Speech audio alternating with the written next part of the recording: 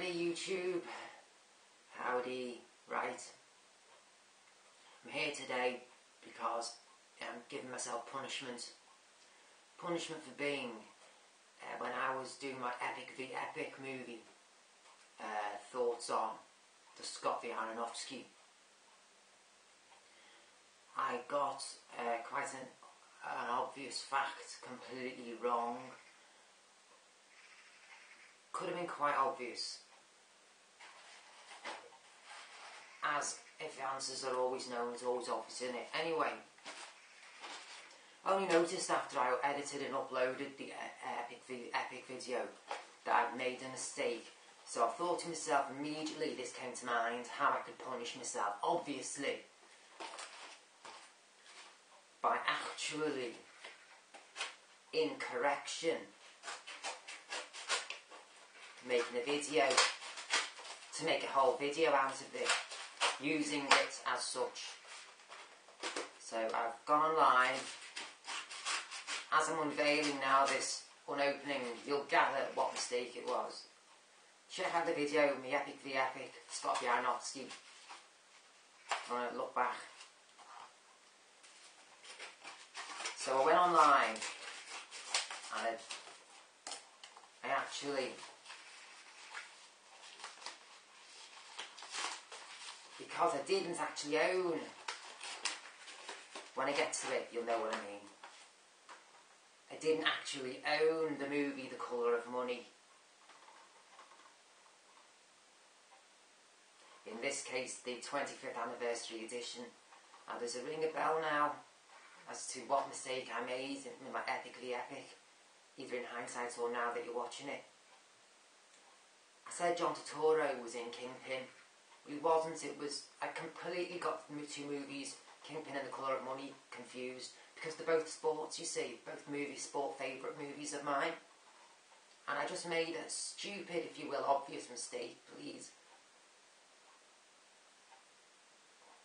As I say, in punishment, I thought what I would do is I would give you my thoughts on the movie The Colour of Money, as it was one of my all-time favourite movies when I was in my adolescence growing up. It was one of my all-time favourite movies.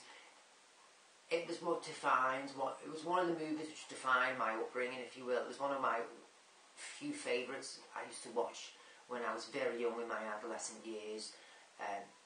It was one of those movies which defined me, if you will, my movie-going experiences through my youth.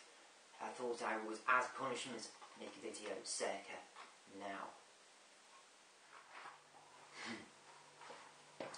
I just think it is so funny, the fact that we see John Turturro in The Colour of Money coming out of toilets with coke on his upper lip, taking the piss out of someone who might have a drinking habit, taking the preference of coke over such, with wild fuzzy black hair, with a chick on one arm, hustling pool in the other, and where he's in Transformers, the third Transformers film, in awe of the supernatural when it comes to the Transformers and the state of play with all that.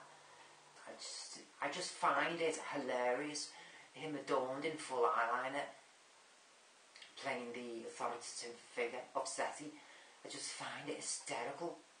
Words I cannot find to describe how I find it. Stupid mistake I made between Kingpin and The Colour of Money.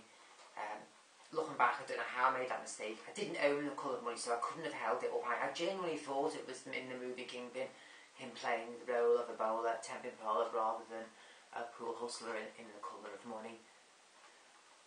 So I've had punishments placed upon myself.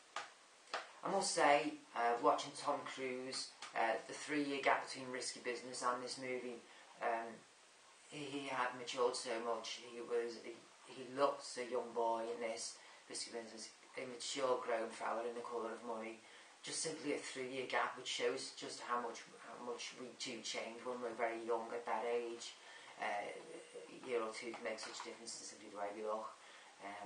when it doesn't really so much, and when you get to your 30s, 40s, I found it a few years, you don't really change much, but just simply 3-year gap between those two movies. I think he did Legend, Scott to Legend in between these two movies,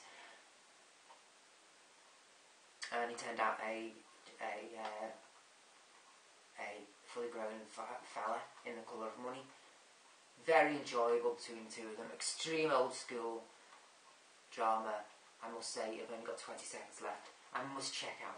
Questions below, I'll answer all I can. I have to check out now, I'm running out of time. Thoroughly enjoyed my punishment. Over and out. See you soon.